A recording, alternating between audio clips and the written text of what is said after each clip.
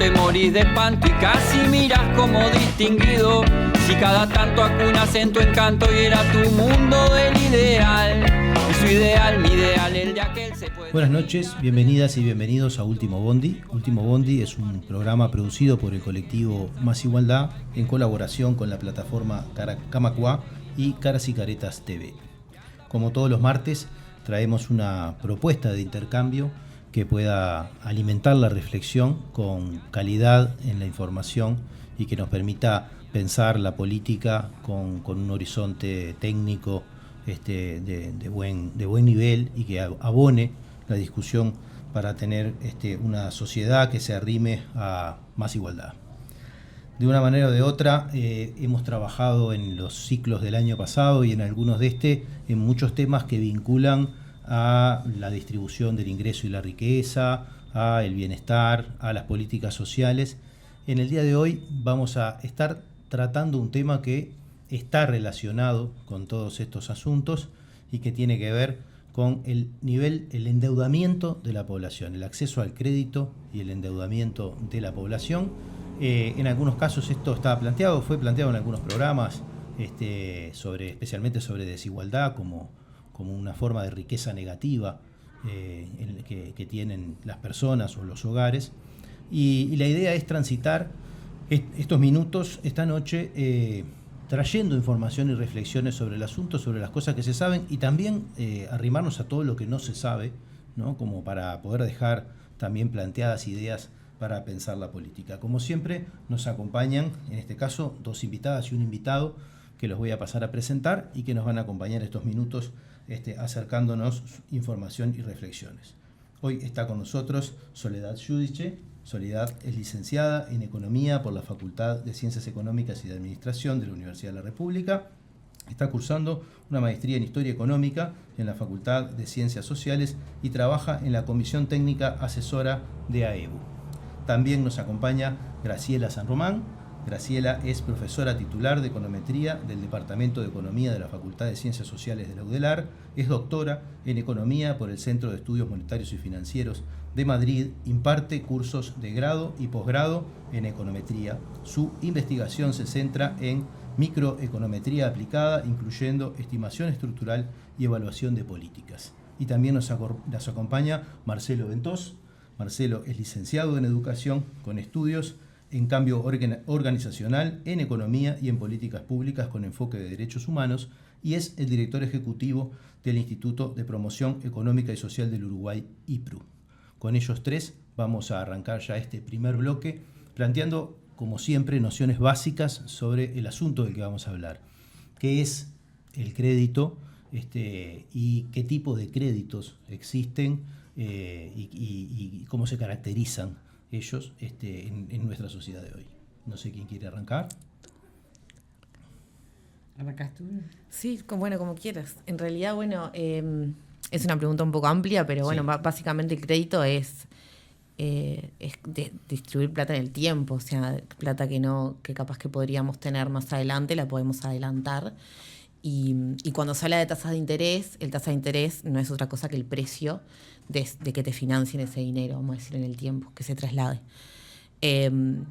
A veces, esto es como una valoración, pero muchas veces cuando hablamos de estos problemas, del sobreendeudamiento o cuestiones así, se le da como una valoración negativa al instrumento de crédito. Y en realidad, en las sociedades donde vivimos es muy útil y tal. En realidad es como el uso y las formas que se dan en las sociedades que generan problemas, pero no en sí tiene una connotación negativa, en realidad da oportunidades y genera la mayor capacidad de producción y también de consumo de las sociedades, o sea, es un instrumento muy importante para el desarrollo. Gracias. Sí, sin duda, es un instrumento súper importante, ya sea para comprar algunos bienes que pensemos cosas sencillas, pero como una bicicleta, ¿no? Que de repente no tenemos esa capacidad de ahorrar para comprar. Sin duda, cuando la vivienda, acceder a créditos para adquirir la vivienda es bastante importante para lograr acceder a una vivienda propia.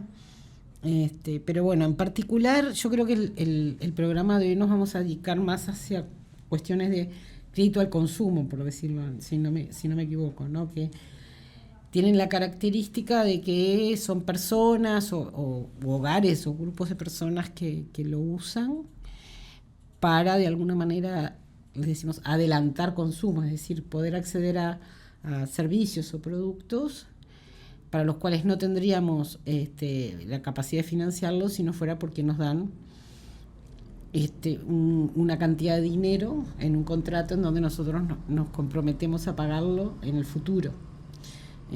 Con lo que planteaba ella de un precio que es la tasa de interés, ¿no? Entonces adelantamos consumo, lo consumimos antes de lo que consumiríamos, como si tenemos que ahorrar para ello, pero eso tiene un costo que es la tasa de interés y que puede variar mucho, y en particular estos créditos que dijimos vamos a analizar hoy, que no son de empresas ni para vivienda, presentan tasas de interés muy diversas, digamos, que varían desde tasas de 2 dígitos a tasas de 3, 4 dígitos. Y bueno, hay distintos tipos, pero un poco la introducción a lo del crédito sería por ahí. Sí, comparto, y complementando un poco lo que planteaban las colegas, sin duda el crédito ha sido una herramienta a lo largo de la historia que se ha utilizado muchísimo. Capaz que sí, aportar que hay un crédito que se comporta y se da en los sistemas legales, formales y reglamentados, y hay otro crédito que existe y que siempre existió, que es vincular, que es familiar, que es intrabarrial, que es también de otros actores que no están dentro de las reglas de juego que los distintos reguladores del Estado hacen. Entonces hay distintos tipos de crédito, hay distintas intenciones, y claramente los distintos sectores de sociedad pueden estar accediendo hoy a distintas herramientas de crédito, y eso me parece que es la novedad de esta época, en tanto ingresan al sistema de solicitud de créditos sujetos que hasta hace mucho tiempo no eran potencialmente usuarios de esos créditos, y eso es como la novedad de poder colocar el crédito, el consumo y la deuda como 3 partes nuevas que hablan de otro tipo de créditos que no es el crédito tradicional de empresas o de vivienda que tradicionalmente el asalariado podía acceder o la empresa podía hacer para apalancar desarrollo, ¿no? Vos decís que de una manera u otra un instrumento que existió desde tiempos A, pero que por lo menos para los sectores menos pudientes no existía en el formato tan ágil de crédito al consumo, aunque sí existía como crédito hipotecario y otro tipo de cosas. Hoy se ha masificado a través de la inclusión financiera y del florecimiento de instituciones de intermediación que se dedican a eso. Sí, lo dice la evidencia, no lo digo yo, y de alguna forma capaz que lo dice un poco más la tradición cuando escuchamos el esfuerzo que nuestros padres o nuestros antecesores hacían con el ahorro. Éramos sujetos de ahorro más que sujetos de crédito. Ahí hay una transformación, ya no hablamos más del ahorro como concepto, sino que hablamos mucho más del crédito que del ahorro, y hasta hace 30, 40 años la fuerza era el ahorro y no el crédito, y el ahorro y el crédito son la misma cara de la misma moneda. De hecho, ¿no? hay muchas instituciones que eran de ahorro y crédito, y instituciones mutuales, por decirlo de alguna manera, que generaron espacio dentro de...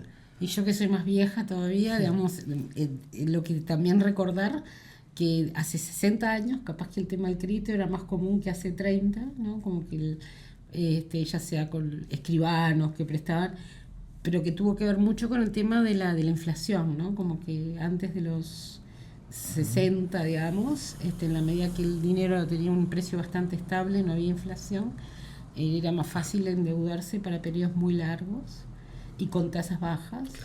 Pero después, cuando fue todo el lío de la hiperinflación y todo eso, esa herramienta que era el crédito y los préstamos se fueron casi a cero, sobre todo si tenemos en cuenta el tema del crédito de personas, ¿no? Crédito de personas, y particularmente para consumo. Eso es lo que de alguna manera yo creo que es del nuevo siglo, ¿no? A partir de los 2000, que los bancos en Uruguay empiezan a volver a ofrecer créditos al consumo para personas como un producto, no es que antes no daban, pero el acceso era muy difícil, y a lo largo, después de los 2000, los bancos y luego las administradoras de crédito hacen ese acceso masivo, ¿no? A precios que, bueno, después hablaremos de esos temas, pero entonces es un fenómeno así como que en la historia ha tenido idas y vueltas y distintas formas. Sí. No es tan obvio hablar de esto como estamos viendo. Tiene su historia y su riqueza sociológica también, ¿no? De hecho, en los trabajos que han hecho ustedes en IPRU, ¿no? Hay todo un antecedente de largo tiempo, ¿no? En esto del ahorro comunitario y ¿no? Sí, ahí de alguna forma desde nuestra organización en realidad trabajamos específicamente desde prácticas de microfinanza con emprendimientos productivos, no vinculadas al consumo, y de alguna forma la transformación que vamos viendo a lo largo de estos años tiene que ver, bueno, que va compasando también cuando el sujeto tiene que pasar a ser un emprendedor, y ahí ubica también una economía familiar y de emprendimiento en un único combo de acceso a recursos, que también empieza a correr los límites cuánto es consumo y cuánto es emprendimiento, que es otro elemento que se le agrega complejidad al tema. Y hasta hace unos años los sectores populares resolvían la necesidad de crédito con préstamos intrafamiliares o con no consumo, es decir, previo al 2000, previo a los 90... Postergar el consumo.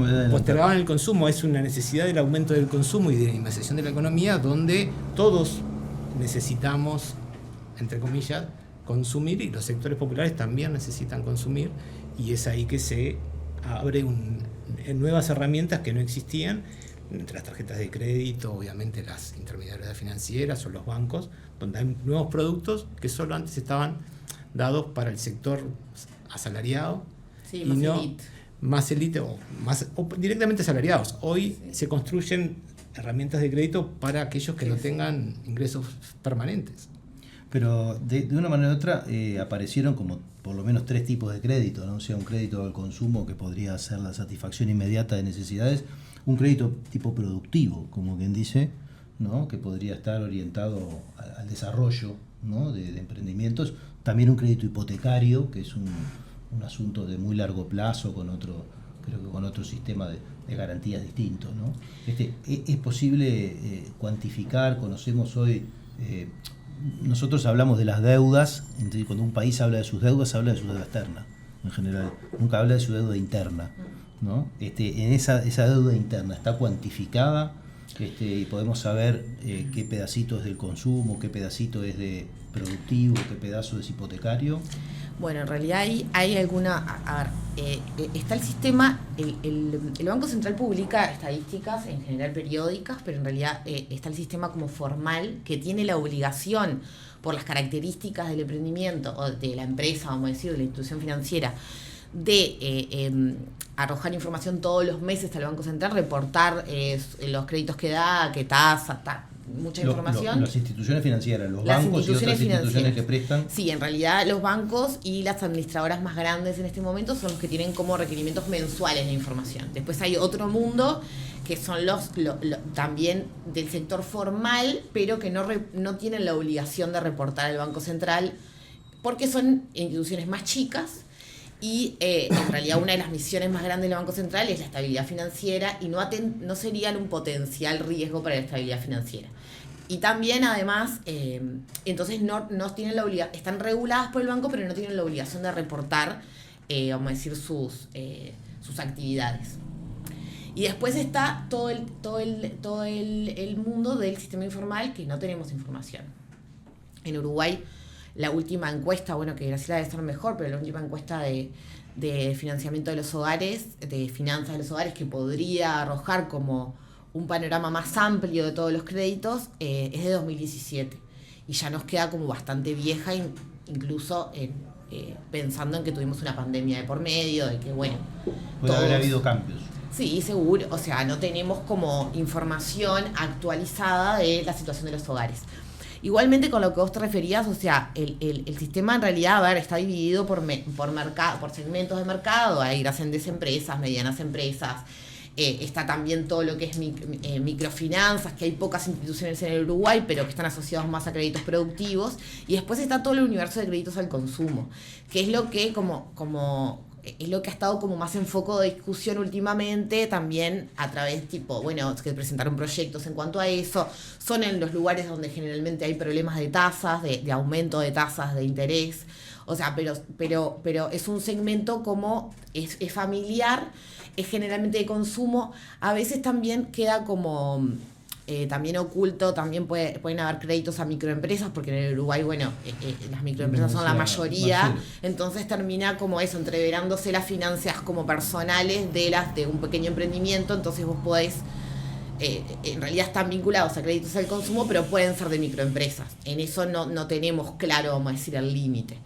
En realidad en el Banco Central, de lo que hay publicado, vamos a decir, actualmente, los bancos en realidad prestan más o menos, yo me traje algunos datos, el 37% de los bancos, de la cartera total de los bancos, es a familias, del cual son unos 8.000 millones de dólares más o menos, del cual el 50% se calcula que es a consumo, o sea, está destinado a consumo, o sea, está reportado como consumo. No es ni vivienda ni automóvil, que eso sí tienen como una categoría tipo separada.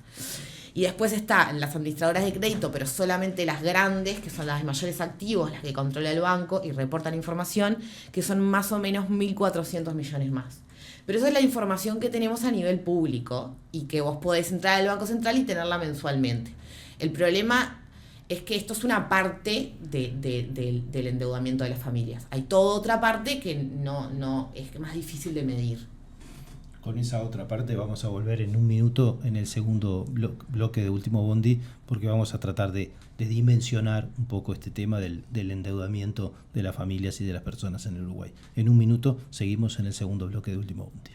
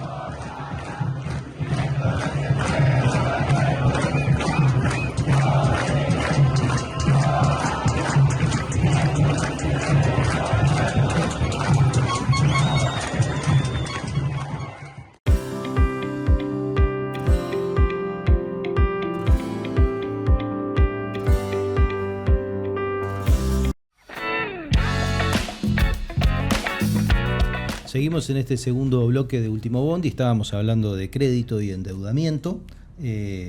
Estuvimos conversando un poco de qué tipo de créditos existían, de su carácter instrumental, de su necesidad para distintos efectos, ¿no? Para consumo, para producción, para adquisición de vivienda y demás cuestiones.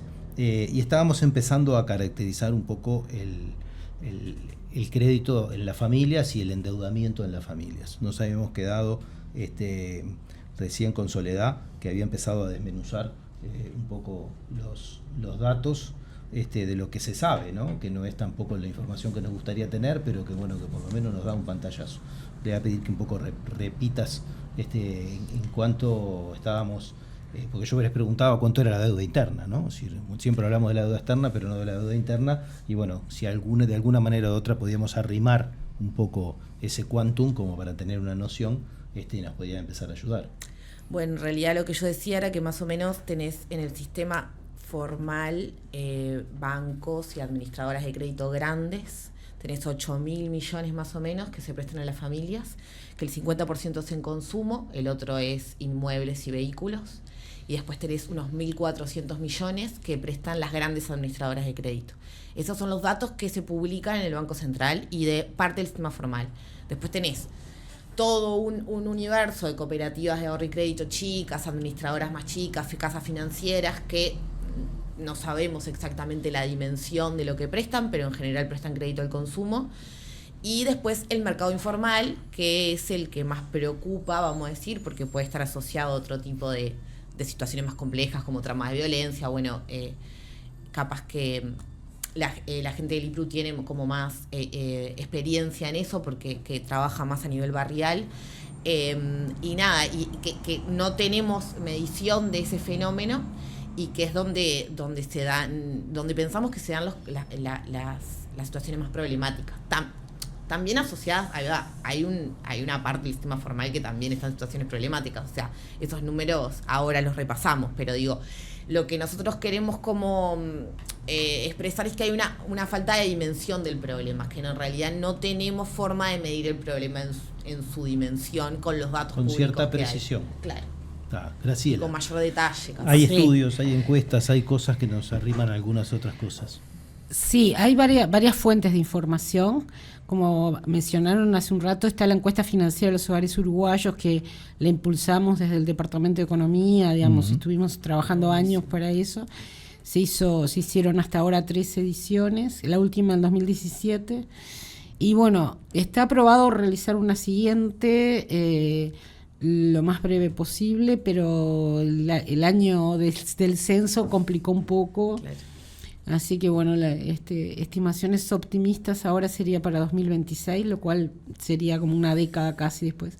Pero bueno, ya se empezaría a hacer con un esquema de repetición ya establecido, o sea, esa fuente va a hay lecciones estando. Aprendidas y claro, y se le van a agregar, digamos, esa fuente va a estar y es una fuente súper importante para poder realmente entender qué está pasando a nivel de las familias, ¿verdad? Los datos macros son súper importantes, pero no tener ese tipo de datos también afecta.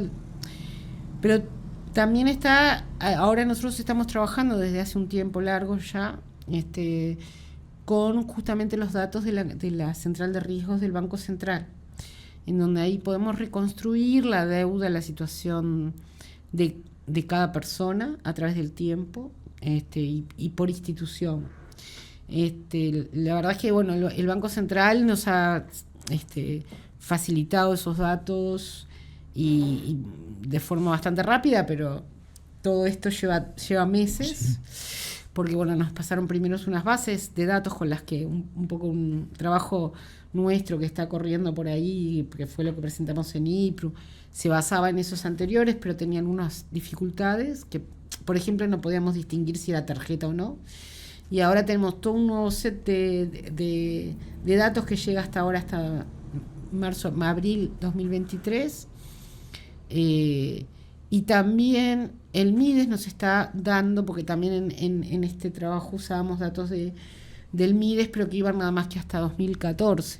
Ahora el MIDES nos está actualizando esa base de datos hasta lo más actual posible. O sea que va a haber nuevos resultados. Igual los resultados que teníamos nos daban nuestra preocupación principal. Había varias preocupaciones, pero una preocupación que guiaba un poco el trabajo académico era decir, bueno, cómo cambia el acceso al crédito de acuerdo a la situación de vulnerabilidad de las personas y las familias, ¿no? Es decir, bueno, uno tiene evidentemente la conjetura que el acceso al crédito de las familias vulnerables es más difícil que el de personas en situación, por ejemplo, de empleo formal. Bien. Y bueno, y un poco hicimos ese trabajo y confirmamos eso, confirmamos que los hogares vulnerables, las personas que viven en hogares vulnerables, acceden menos al crédito al consumo, y cuando acceden lo hacen a créditos de peor calidad. Entendiendo por crédito de peor calidad un crédito más caro, mucho más caro. Sí. Quiere decir que los más pobres pagan mucho más sus créditos. Exacto. Y eso que no llegamos a la parte informal, ¿no? Y eso que todavía, pero bueno, en realidad el riesgo es de que una vez que llegan a un crédito y están en una situación de no poder pagar, muchas veces es el camino hacia un crédito informal en condiciones todavía peores, y que podrían involucrar el riesgos de violencia, ¿verdad?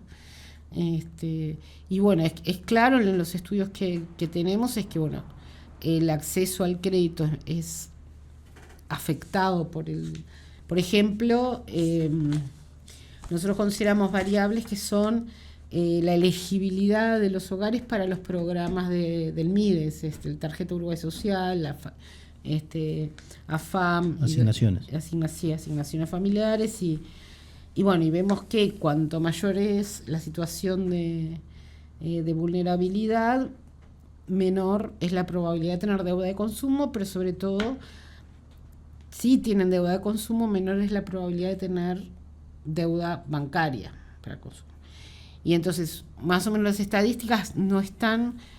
Las estadísticas, un problema que tenemos es que no están desagregadas por institución, cosa que yo todavía no puedo entender, porque las instituciones tienen la obligación de poner en sus páginas web cuáles son las tasas máximas que cobran y las promedian.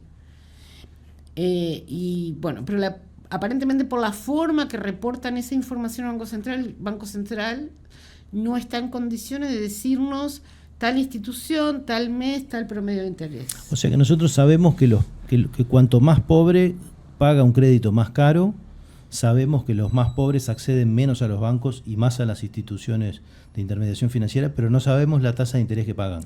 No, el hecho de que pagan una tasa de interés más alta... ¿Es más alta? Sí. No, lo sabemos indirectamente. Claro. ¿Por qué? Porque la mayoría accede solo a crédito de las administradoras de crédito, que sabemos que su práctica, por lo menos hasta hasta recientemente, y eso puede ir cambiando, es cobrar la tasa de interés máxima que le permite el sistema, mientras que los bancos tienen tasas un poco más bajas, ¿sí? Entonces sabemos que estas personas se endeudan principalmente con administradoras de créditos que cobran tasas mucho más altas. Un poco lo que se plantea cuando uno conversa de esto es decir, bueno, en realidad bancos y administradoras son dos modelos de negocio distintos, debido a que las administradoras se dirigen a un público que es más riesgoso. Y entonces, para prestarle a alguien más riesgoso hay que cobrarle más. Nosotros todavía no tenemos numeritos de esto, pero sí hemos estado poniendo el énfasis de decir, bueno, en realidad cuando observamos que la población vulnerable tiene niveles de default, es decir, de morosidad mayores, ese comportamiento responde a dos cuestiones. Puede ser que por un lado que sea una población un poco más riesgosa, pero también y fundamentalmente paga tasas de interés muchísimo más altas. Y eso hay estudios a nivel internacional, que muestran que a mayor tasa de interés, evidentemente hay una mayor probabilidad de default, una mayor probabilidad de no pago. Claro, vos le cobras tanto interés que se hace impagable. O por lo menos crece mucho el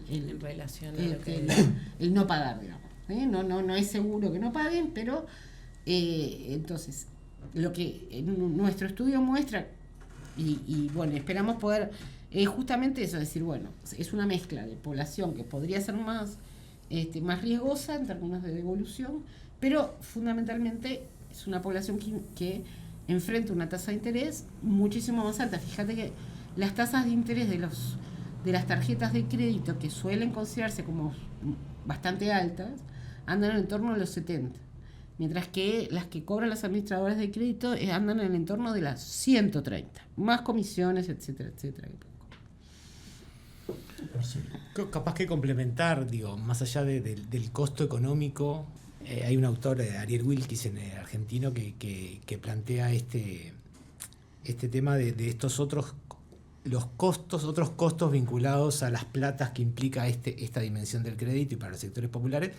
Pero independientemente de eso, está demostrado también en el trabajo que había planteado Graciela anteriormente, el nivel de los quintiles 1 y 2 lamentablemente necesitan el crédito para cubrir su canasta mensual. Históricamente surge esa información y en la medida de eso también habla de usuarios permanentes en un mundo de consumo, ¿no? En este mundo que también exige, y las mujeres con hijos a cargo también son propensas a incrementar los niveles de consumo, por lo cual esto va generando unos círculos viciosos en términos de mayores costos vinculados a los créditos que van obteniendo y también a prácticas de pagar los mínimos que ahí elevan mucho más las tasas de interés. Es decir, hay una práctica también asociada a cubrir los costos mínimos de las tarjetas que ahí permite también no estar pagando capital nunca y eso incrementa aún más los costos que se termina pagando. Todo esto lleva a situaciones realmente a situaciones no solo económicas, que lo son, sino también intrafamiliares, por lo cual se transforman nuevos fenómenos a la interna del hogar. Ya no es un tema de un crédito individual de una persona, es el hogar, cómo el hogar resuelve para hacerse de los recursos para pagar la deuda que tiene vinculada a un servicio, la deuda que tiene vinculada, y eso lo instala como nuevo fenómeno. Si bien el clearing es una identificación individual de cada uno de los sujetos, no deberíamos pensar para adelante que las políticas no incluyan la mirada del hogar en términos de es el hogar el que está endeudado, porque el hogar ha desarrollado todas las estrategias posibles para cubrir esas nuevas herramientas de crédito que el mercado pone en juego con firmas de garantía, firmas solidarias, que también terminan entrando todo el circuito del hogar a la lógica del crédito endeudado. Y eso creemos que no solo trae a todos los integrantes del hogar al tema del endeudamiento, no solo al adulto, también a los adolescentes y a los niños, sino también instala que lo transforma en un tema privado. Y eso es la novedad que trae este fenómeno. En otros momentos de deuda eran temas públicos, claramente salía para afuera a pensarse el tema. Hoy lo padecen muchos uruguayos, no hay colectivos de uruguayos, si bien hubieron algunos intentos de juntarse con algunos proyectos de ley, no es un tema colectivo para hablar cuando son muchos los hogares que padecen este tema y también recién, afortunadamente, como recién compartían, está sobre la mesa el tema y es importante porque de alguna forma todos vemos como que el endeudamiento es algo malo y lo hizo por consumo y entonces hay una valoración ética en relación a eso que todo el mundo lo guarda para adentro, cuando en realidad vivimos en una sociedad de consumo, no es un tema de elección individual, es un tema de elección colectiva y como colectivamente tenemos que transformarlo a ver cómo lo pensamos como para abordarlo. Yo me quedé con eso que vos decías de que antes era una sociedad de ahorro y ahora es una sociedad de consumo, porque ahí está implícito un poco esta idea de la valoración ética, ¿no? Sobre cualquiera de las dos actitudes, pero también de posibilidades, ¿no? O sea, enfrentar especialmente cuando se juega la inclusión social, ¿no? Y el estigma y todas aquellas cosas que van asociadas a la presentación pública del individuo, en eso se consolida esa sociedad de consumo que no se habilita a posponer consumo en muchos casos, y a veces la posposición de consumo es imposible porque lo que está en juego son necesidades básicas muy insatisfechas. Cuando Graciela documenta que personas que tienen una tarjeta Mides doble tienen acceso a consumo, yo digo, bueno, ahí hay un problema también, un crédito al consumo, en ese caso, en esa situación social, debería ser una responsabilidad estrictamente del Estado, porque nadie podría realmente hacer una valoración de riesgo, por ejemplo, con una persona que está viviendo casi en una situación de exclusión total y se le otorga un crédito en condiciones de intereses increíbles, cuando a todas luces no puede sostener el nivel de consumo básico del hogar, ¿no? Sí, yo creo que es como hay dos cosas con esto con respecto a la relación de consumo, y era interesante lo que decía Marcelo también de cuando pensamos que bueno, sí, que hay dos 20%, 40% de la población en el primero y el segundo quintil tiene problemas para llegar al Los quintiles de consumo. ingresos, vamos a explicar, si dividimos a la población en 5 partes, los 2 más pobres. Claro. Tienen problemas de acceso al final, de llegar, a fin de mes, o cuando hay, nosotros siempre sabemos que hay meses más caros, si les tenemos que comprar la túnica y los útiles en marzo, o a nuestros hijos, o Navidad y diciembre. O sea, hay momentos donde también la sociedad uruguaya se endeuda y no se está endeudando capaz que en el inconsciente de decir por el último celular o por consumo suntuoso, que muchas veces está asociado tipo el crédito al consumo como... Creo que eso está bueno, que hay que separar que hay distintos tipos que hay gente que lo hace para cuestiones básicas, que realmente no llega a cubrir sus necesidades. De básico, no básico, pero sobre todo la gente tiene que pensar, es verdad, hay gente que no llega a fin de mes, pero hay que determinar si eso es un problema económico o financiero, claro. ¿Verdad? Si un hogar no llega a fin de mes por un problema económico, es decir, su salario no le da para...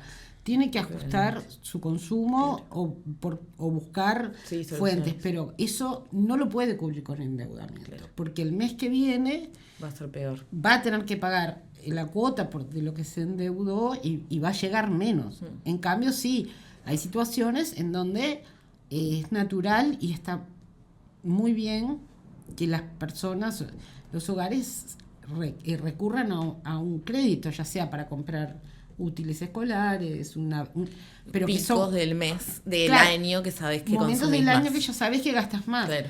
Pero claro, si vos no llegás a fin de mes, tenés que pensarlo muy bien si es un mes particular o si es un mes normal. Si es un mes normal, el endeudamiento no es una solución a ese problema.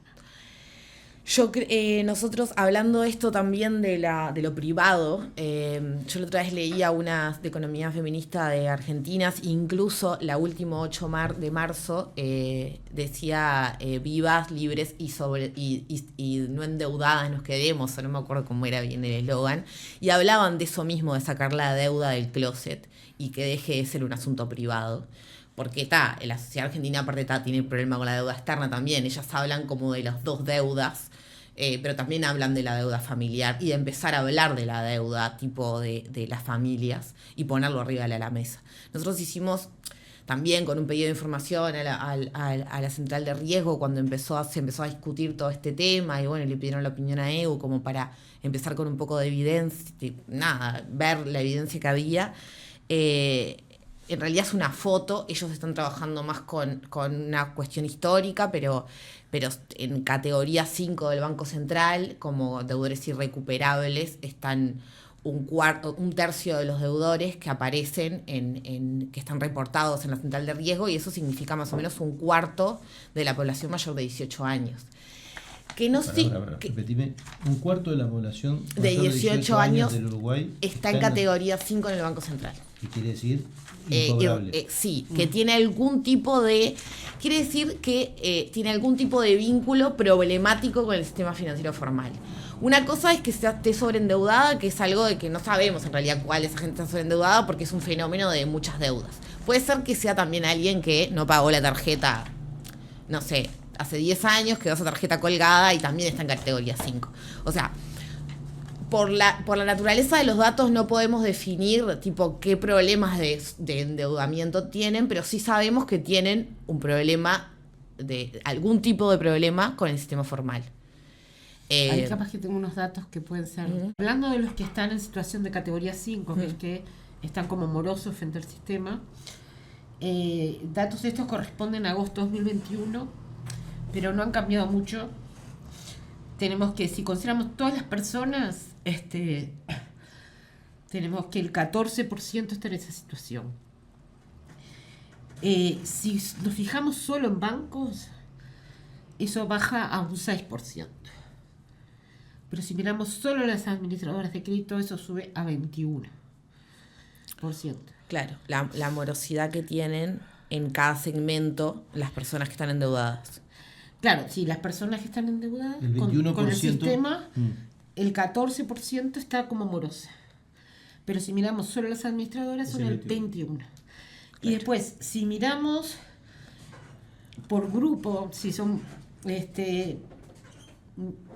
no elegibles para programas o no, ahí vemos que a medida que son hogares más vulnerables, son hogares más pobres, aumenta muchísimo. Pasa de un 19-20 de los no elegibles a un 42 en los dobletus. Quiere decir que el sector de hogares más pobres que recibe prestaciones del Estado, que es la tarjeta del MIDES doble, tiene un 40% de morosidad en el sistema formal. Es el 40% de las personas que son dobletus y tienen deudas con el sistema está en situación de morosidad. Los que tienen casi la mitad de los que accedieron a algún crédito, algún tipo de crédito, claro, no lo pagan, no lo están pudiendo pagar. ¿Sí? Ahí se debe aplicar bastante esto que decís vos, que las altas tasas lo hacen impagable, ¿no? Y es una mezcla de ambas cosas, ¿verdad? Porque tasas de 140% son tasas muy elevadas. Es un precio del crédito, entonces en realidad si vos lo pensás, esperar un año, consumirías 2 veces y medio lo que consumirías hoy. Por ejemplo, si te vas de vacaciones, yo qué sé, un fin de semana, en vez de quedarte 2 días, te podrías quedar 5 días. O sea, lo que... No, la verdad que es enorme. Sí, capaz que en esto que traían las colegas, en realidad también pensar se ha instalado también el concepto del crédito como única opción para el consumo. Y de alguna forma el consumo, como decíamos recién, distintos niveles según los sectores socioeconómicos que cada uno integra, ¿no? Algunos es para realmente llegar a alimentarse necesidades básicas finales, otros serían otro tipo de elementos. Y eso hace también que de alguna forma los nuevos créditos del consumo que siguen saliendo, muchos son, o la mayoría son, para tapar deudas viejas, lo cual genera un nuevo fenómeno. El 50% se estima de los créditos nuevos que surgen en los quintiles más bajos son para pagar deudas, no para nuevos consumos. Lo cual también agrega otra complejidad. No es que están en una cadena de consumo permanente, sino que están pagando procesos de deuda de consumos anteriores que ya ni existen quizás. Esos valores materiales aquí. Entonces, eso genera nuevos fenómenos que también exigen correrlos, más que exigirle, los corren de los sistemas de acceso formal al financiamiento. Es decir, cada vez sos más riesgoso porque te veo tu historia y tu historia dice que sos cada vez más riesgoso y además te veo tu historia a través de herramientas tecnológicas. No veo tu historia en territorio, en familia, cuál es la realidad tuya, porque quizás si hubiese visto todo eso, no era sujeto de crédito, sino que era otro tipo de ayuda de política que requerías. Ahí cuando vos decís no era sujeto de crédito, de una manera u otra explica cómo esto también es un mecanismo que interioriza y personaliza la responsabilidad en los sujetos, ¿no? De una situación que es social, ¿no? Es decir, bueno, hay determinadas personas que no llegan a cubrir las necesidades básicas y a través de este mecanismo, ¿no? Que no son para adelantar consumo planificadamente, sino para sustituir el problema económico, no financiero, terminan en situaciones que son condenadas y autocondenadas y autorresponsabilizadas, ¿no? Como la mala gestión de su vida económica, ¿no? Es decir, porque en esto se mezcla mucho y esto es un clásico en las políticas sociales, ¿no? De la responsabilidad del que no logró, no la meritocracia, por decirlo de alguna manera, ¿no? Sin una forma más de ejemplificar que si fracasaste es porque sos un fracasado, ¿no? Sí, yo creo que las deficiencias, vamos a decir, de políticas que estén encarando este tema tienen, o sea, es como un tema mucho más con mucho más aristas de lo que en realidad siempre cuando se habla se toma en cuenta. O sea, una de las grandes deficiencias que tenemos es la educación financiera. O sea, no tenemos educación financiera como obligatoria en la currícula, ni de la escuela, ni del liceo. En algún momento nos vamos a tener que enfrentar a entender una tasa de interés o a pedir un crédito en nuestra vida y no sabemos interpretarlo, no sabemos lo que nos están ofreciendo, no sabemos lo que estamos pagando. Entonces, porque hace falta mucho más educación financiera.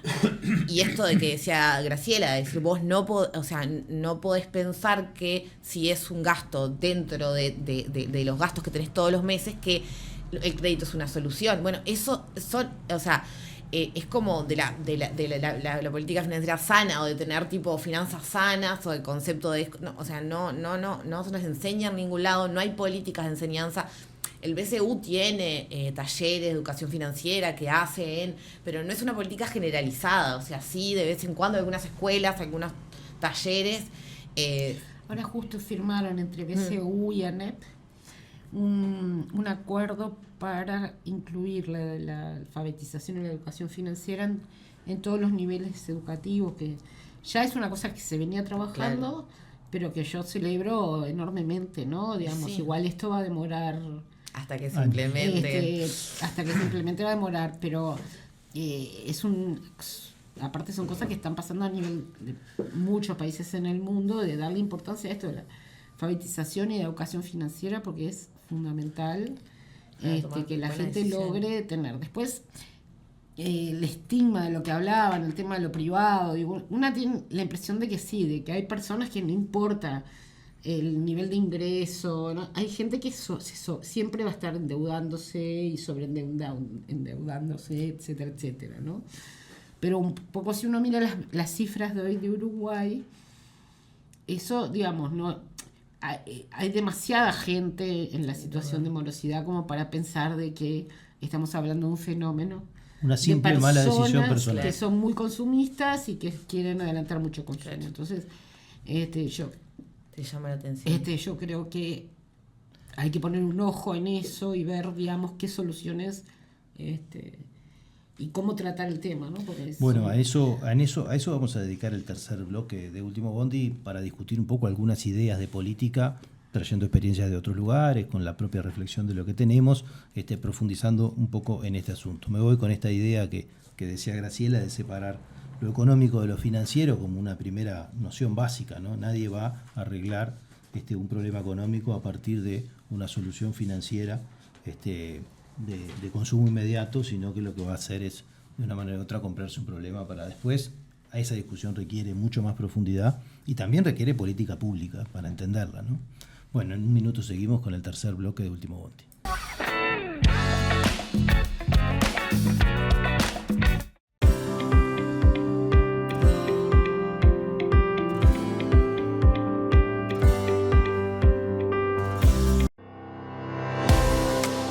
Nos une la defensa del trabajo y el derecho al descanso, apostando a crecer juntos y juntas.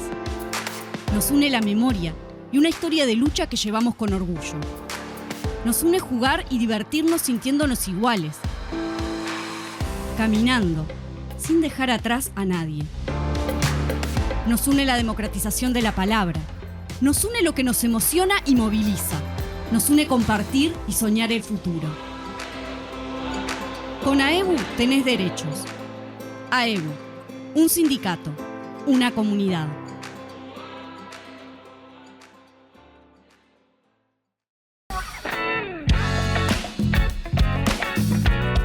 Seguimos en este tercer bloque de Último Bondi. Estábamos, como todos los terceros bloques,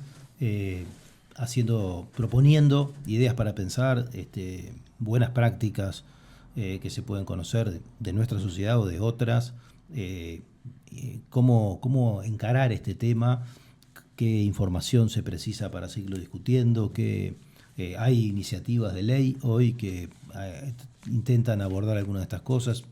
No sé si lo hacen en forma satisfactoria o no, qué opiniones se pueden tener al respecto. Bueno, por ahí abrimos el tercer bloque.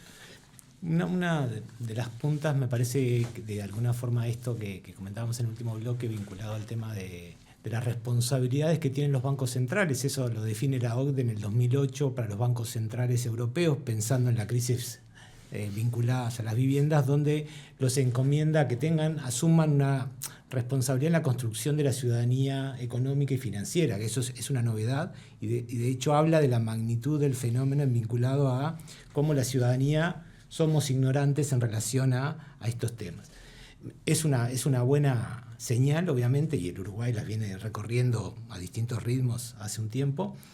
Igualmente me parece que debemos como poner sobre la mesa también la magnitud de una señal educativa en relación a la magnitud de una sociedad del consumo. Es decir, creo que también, sin duda, la educación es parte de lo que necesitamos, pero en una sociedad donde cotidianamente somos estimulados por distintas personas a ser más felices a través del consumo, creo que también deberíamos aportarle a la ciudadanía no solo una alfabetización económica y financiera, sino también como sociedad resolver que hay algunos criterios en términos de propaganda, en términos de explicación que tenemos que normatizar y que tenemos que facilitarle a todos los uruguayos y las uruguayas, que hay algunas cosas que tenemos que decir más claras.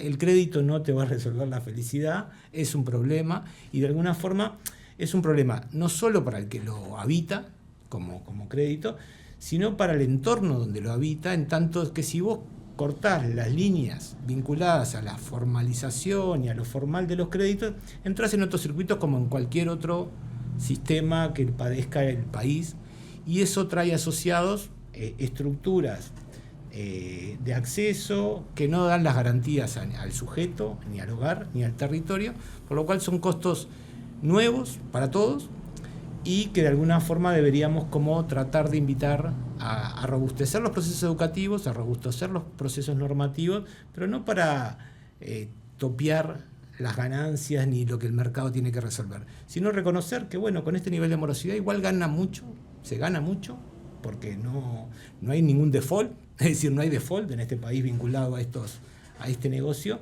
por lo cual hay algo que deberíamos ver, y quizás hay una parte que tenemos que asumir todas aquellas instituciones que somos parte de una micro parte de otorgar un crédito, que es comprometernos duramente en acciones, no de bancarización hacia mi acción educativa, sino de acciones vinculadas a la formación.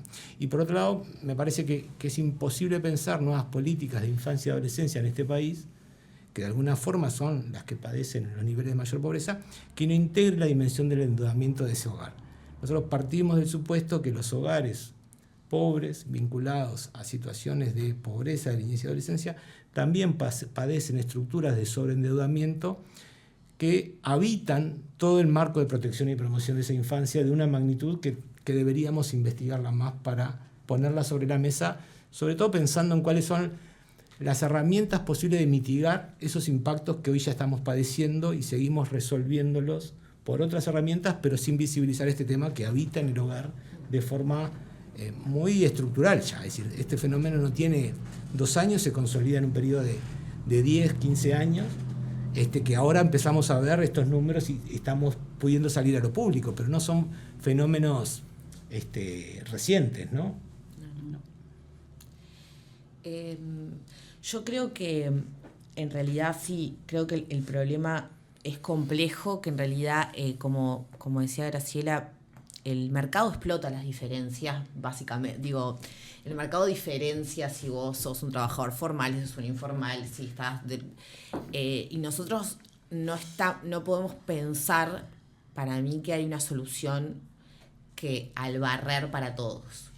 O sea, dado que vos tenés características distintas y además el mercado te trata distinto y además accedes a instrumentos financieros distintos, cuando hablamos de sobreendeudamiento, de problemas o de pensar, ponerle soluciones de reestructuración de deuda o de moros, no podemos pensar que hay una única solución. Tampoco podemos pensar que, por ejemplo, vos cuando te fijas en las tasas de interés, las tasas de interés más problemáticas son las que están más problemáticas por el hecho de que cuando vos ves la tasa, cómo se ha desempeñado. A ver, el Banco Central fija una tasa promedio que pues sobre eso se fija la llamada tasa de usura, que es como la tasa de interés máximo que una institución en el sistema formal te puede cobrar por un crédito. Entonces, fija la tasa promedio de ese mes y sobre esa tasa, en un porcentaje, es que se fija la tasa máxima. Cuando vos ves las tasas promedio, por lo tanto las tasas máximas que se pueden cobrar, el segmento más problemático es el sin descuento de sueldo que se le dice. que son las tasas al consumo de las familias sin descuento de sueldo, que yo acá tengo tipo una evolución de los últimos años, y es una tasa que ha crecido. En el 2010 estaba en el entorno, ¿dónde lo tengo? En el 2010 estaba en un entorno del 40% y llegó hasta al 90% en 2019. Bajó un poquito con la pandemia y después subió de vuelta. Estamos hablando del promedio. Sobre eso se calculan las tasas máximas, que son más o menos los que 120 tasa de interés, 140 tasa de usura, más o menos son los que andan los topes ahora. No podemos pensar un mercado donde el precio siempre sube. Por alguna razón siempre está subiendo. O sea, en las tasas con tasa de descuento que se le dice, que es el que a ustedes cuentan del sueldo, que tienen la garantía del sueldo y de que te van a pagar la cuota, la tasa se ha mantenido, más promedio se ha mantenido bastante constante, entre un 30 y algo. O sea, sobre eso es que se calcula el tope. Igual me parece. Podemos reflexionar un segundo Sí, con obvio. el tema de es un crédito que se da contra un descuento automático del salario.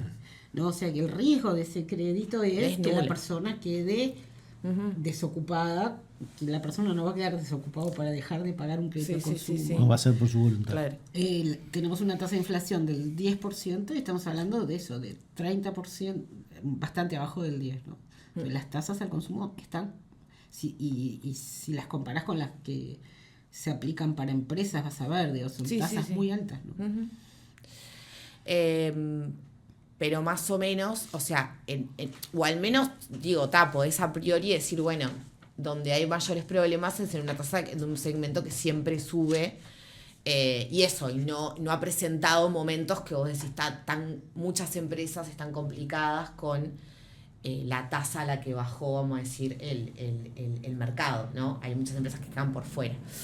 Yo creo que las soluciones tienen que ser como más a este problema del sobreendeudamiento. Nos paramos hoy y decimos, tenemos toda esta gente que de alguna forma tiene problemas con sus finanzas y necesitamos pensar en soluciones de política pública, por un lado, para esa gente, o al menos las personas más vulnerables. Y para mí necesitamos muchísimo más información de la que tenemos, que una de las cosas que nosotros señalábamos, fuimos invitados a la comisión que se está tratando uno de los proyectos, el año pasado también, siempre nos invitan cuando se está discutiendo algo con referencia al sistema financiero, y siempre, o sea, en todos los proyectos de ley que hemos visto en estos últimos 2 años, en general las exposiciones de motivos eran en base a percepciones, no había un número de la situación, más o menos una estructura. Los uruguayos están muy endeudados, los uruguayos tenemos este problema, pero no está ni dimensionado, ni estudiado dónde está el problema o por dónde podemos empezar. Y las soluciones siempre son o subir la tasa de interés, o bueno, ahora se presentó una solución en base a una reestructuración de deuda que termina en un procedimiento judicial. Bueno, hay mucho pensar y en realidad aparte incluye a toda la población, o sea, pensar que el día de mañana, no sé, se va a abrir el juzgado y van a aparecer 700.000 personas a refinanciar un crédito es como muy loco. O sea, digo, de que sea una posible solución real a un problema que en realidad es profundo y tiene como varias aristas. Creo que es, primero, mucho más información, segundo, considerar realmente los distintos problemas que tienen, los distintos segmentos de la población, la población más vulnerable. Creo que sí tenemos que empezar con la población más vulnerable, digo, es como algo que y ir avanzando en medidas en ese sentido, pero pensar algo como más a nivel vamos a decir, como política pública más integral, no como una ley en el Parlamento que tope todas las tasas y que crees con eso solucionás como un problema que para mí es mucho más complejo. ¿Y el mundo qué ha hecho en estas cosas? Y hay diversas cosas, pero digo, yo si en unos minutos me gustaría repasar un poco lo que estamos viviendo acá y se está discutiendo, o por lo menos en la prensa, no en profundidad, pero se han presentado varias iniciativas de leyes para atacar eso. A mí me llama fuertemente la atención de que ninguna de las iniciativas presentadas incluya la figura de bancarrota de las personas físicas. que es algo que en el mundo se hace, digamos. En Estados Unidos hasta hace décadas, en Europa han ido incorporando la figura de la bancarrota de las personas físicas, que implican, digamos, no es un festival para las personas, en el sentido de que es el patrimonio de las personas pasa a formar parte de esta posibilidad, digamos. Pero sí, una vez agotado esa posibilidad patrimonial, la persona, si se declara en bancarrota, empieza con una historia nueva, digamos. Y además llama un poquito a la responsabilidad del prestamista, ¿no? Exacto, eso era la segunda cosa. Decir, bueno, justamente lo que nosotros observamos con un modelo teórico ahí medio, es decir, bueno, el problema, ¿qué es lo que cambia entre bancos y administradoras de crédito? La tecnología de recuperar los créditos morosos, ¿tá? Porque los administradores de crédito son más incisivos, están utilizando métodos que los bancos no utilizan, ¿sí?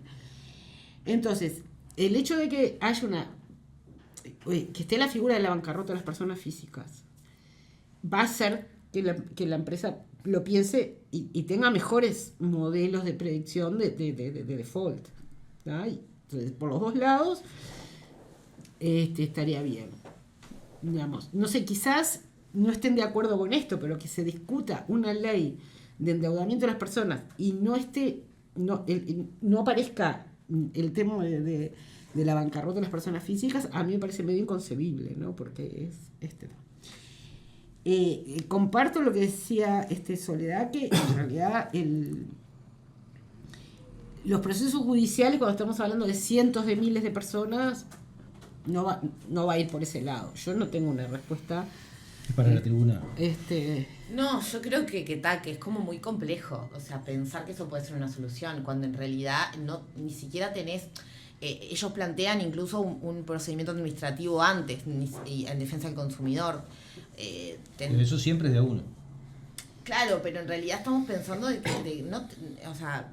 primero que defensa del consumidor habría que darles mucho más presupuesto si quieren que haga todas estas cosas, las que tiene ahora asignadas por ley, que para mí no, hay cosas que no se pueden hacer porque no tienen como la infraestructura para hacerla, y mucho más allá si son las responsables de generar un acuerdo entre acreedor, deudor. O sea, es como pensar en un universo de muchas personas que vayan primero al MEF y después al Poder Judicial, porque los requisitos de entrar adentro de la ley se ampliaron y entra casi toda la población. Entonces estamos hablando de que mañana, si se aprueba, pueden ir 600.000 personas a pararse enfrente primero al MEF y después al Poder Judicial, que creo que no tienen la capacidad. Entiendo, además, en la ley nueva no se establece condiciones que tiene que tener el deudor. Claro. Por lo tanto, podrían presentarse 2 millones, no 600.000. 2 millones, sí. Pero ¿y para qué se presentaría? Para refinanciar las deudas. O pero, sea, pero es una refinanciación, por decirlo de alguna manera, muy ventajosa, que estimule a que vaya. La que presenta la ley, sí. En realidad hay vos terminás en un acuerdo. Hay como una especie de deuda justa que le llaman, el concepto de deuda justa que utilizan en el proyecto, que en realidad están planteando, no me acuerdo si 2% anual o 4% anual en UI de interés, que es una tasa bajísima, o sea, prácticamente no,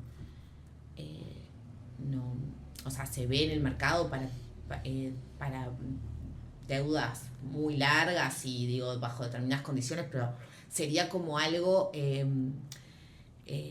que en realidad se podría dar a fraude, o sea, podría competerte, o sea, hacer mecanismos para que al final termines pagando una tasa mucho más baja. Y además, el tema para mí, el tema de meterse judicialmente a solucionar un problema que son de mercado y que son que involucran como más política, o sea, que son problemas más de política pública, no sé, no me parece que sea la solución por ahí. O sea, me parece que sí está bueno que exista capaz que un procedimiento judicial como tienen las empresas, de llegar a, bueno, las empresas todos sabemos que están en concordato, digo, claro, por eso se pagan tasas de interés más altas, ¿no? Digamos, esto claro. Es una discusión importante en los 2000 con las deudas de los países, que claro. Los países pagaban primas de riesgo altísimas, pero en el momento en que tenían que hacer default no estaba regulado como un país hacia un default. Claro. Era siempre una hecatombe, ¿no? Un default. Y en el caso de Uruguay es lo mismo. Pagan tasas súper altas y eso incluye una prima de riesgo que tiene que dar derecho a la bancarrota. No es la solución al problema de la gente, pero es una herramienta que debería estar. Eso Y yo lo que creo otra cosa de judicial. Control de riesgos, digamos, en términos de las cientos de miles de personas que están. Yo una cosa que creo que debería, digamos, estudiarse, yo no soy abogada ni legisladora y de eso, pero lo que me parece inadmisible es que cuando la Constitución de la República expresa que el derecho a la vivienda está asegurado por la Constitución, y sabemos que hay personas que hoy no pueden alquilar una vivienda porque tienen una deuda por consumo. Entonces, yo creo que hay que buscarle mecanismos a eso, no sé cuáles son, claro, pero hay que buscarlo. Claro, te van cortando de derechos, o sea, te estás en el... Van recortando la ciudadanía a partir de... Hay muchas cosas que se pierden, pero a mí la que más me preocupa y la que creo que necesitaría una respuesta política es el tema del acceso a una garantía de alquiler o mismo para alquilar. Sí, ahí comparto con lo que dice Graciela, y de alguna forma algunos plantean decir, bueno, hay un derecho vulnerado en tanto como la causa y la consecuencia, es decir, en los dos aspectos se termina vulnerando un derecho, tanto en el acceso al financiamiento, porque no cubrir las canastas necesarias, y después cuando está en la situación de sobreendeudamiento entrar en otras vulneraciones, es decir, es como causa y consecuencia de este proceso para muchas personas, lo cual poder ponerle un enfoque de derecho también al tema de las platas y los créditos es parte del desafío que tenemos como sociedad. Es una cuestión de mercado y el mercado lo va a resolver, o bueno, cuánto las decisiones económicas y financieras que tomamos cada uno de nosotros también hacia los derechos que habitamos y que promovemos para otros, y que no es un mundo de derechos y un mundo de economía separado, es parte de decisiones que vamos tomando cotidianamente en el acierto o en el error. Y hay algo en esto que me parece, insistimos desde lo organizacional, de alguna forma es muy difícil pensar en políticas públicas de inclusión socioculturales, económicas, que no tomen esta dimensión como transversal en cualquier acción que hagan. Es decir, que si de alguna forma también nos vamos convenciendo todos, es que es muy difícil abordar temas de vivienda, abordar temas de empleo, abordar temas de infancia, de protección, de género, sin no poder hablar del endeudamiento que el hogar está padeciendo sobre la mesa para poder construir también esa ciudadanía desde otro lugar. Y bueno, hasta ayer no es un tema de política pública el endeudamiento de los hogares, y sin embargo sabemos que es el desafío de Uruguay de los próximos 20 años, porque si algo también estamos convencidos es que los niños y adolescentes y jóvenes empiezan a alegar esas deudas familiares en términos de herencia, de desventaja, ¿no? Es decir, son los primeros que con 18 años salen como fondos de garantía o firmas solidarias y ya entran en círculos sin haber usado el circuito de crédito, y ya entran con costos financieros a un nivel que ningún otro adolescente o joven ingresa en otro extracto socioeconómico cuando hablamos de niveles socioeconómicos más empobrecidos. Entonces, por ahí me parece que también tenemos como desafíos. Ahí nos tenemos que ir. Estuvo muy interesante, creo que hay muchísimas perversiones en todo esto, ¿no? De estas pequeñas historias que uno puede contar e imaginar, ¿no? De cómo desde la precariedad relacionarse con todas estas cosas, ¿no? Es decir, un mundo de consumo que se ofrece permanentemente, incluso un crédito para eso, que te zambulle en una situación imposible de resolver, con el nivel de educación que uno tiene que tener para poder procesarlo y discriminar correctamente, y después eso se transforma en una espiral que, como vemos y como siempre, le pega más a los que menos tienen, por lo menos en términos relativos, hasta transformarlos incluso en una herencia para sus generaciones, porque después asistimos a todos esos juicios aporofóbicos, ¿no? Que produce permanentemente la sociedad, de condenas a los destinos de las personas por sus esfuerzos y demás cuestiones que yo lo traía al principio, y uno nunca termina de cuantificar todas las capas, ¿no? Que están atrás de la precariedad o que sostienen o que constituyen la precariedad de la vida en las sociedades en las que nos desarrollamos. Les agradecemos mucho el aporte, espero que sirva para que sigamos pensando e informándonos e informando, y bueno, muchas gracias. Nosotros nos vemos el próximo martes en otra propuesta de Último Bondi. Buenas noches.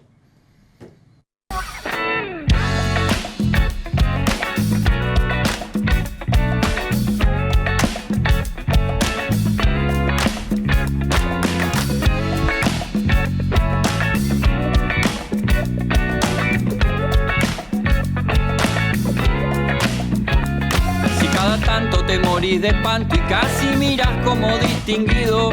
Si cada tanto acunas en tu encanto y era tu mundo el ideal. Y su ideal, mi ideal, el de aquel se puede mirar desde lo distinto. Si por las noches compartís el tinto con ese que piensas.